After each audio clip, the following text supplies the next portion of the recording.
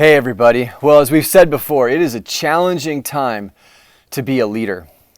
And I want to just remind all of us real briefly that with everything that's going on the outside, we have to remember that behind the scenes there is a spiritual battle that continues to rage on.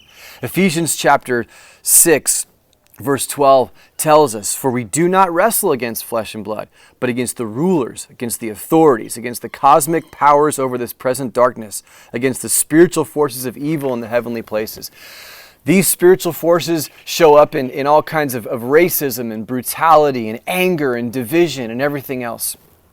And as our country continues to wrestle with what happened a few weeks ago with the brutal death of George Floyd and all of the ramifications that have come out from that, it's like no other time we need to continue to lead and lead well.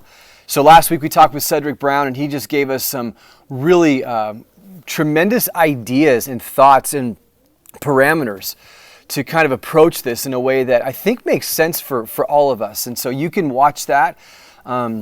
We have a link to it on our email here. Please take a moment and check that out.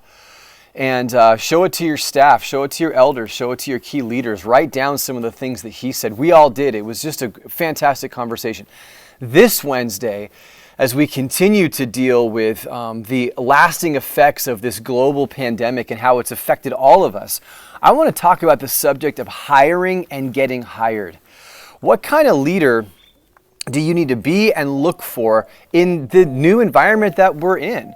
And while churches, we're starting to reopen and get back to normal, but things are a little different now. So I've asked Nancy Moore of NL Moore and Associates to join us on Zoom this Wednesday to talk about what does the environment look like now for hiring?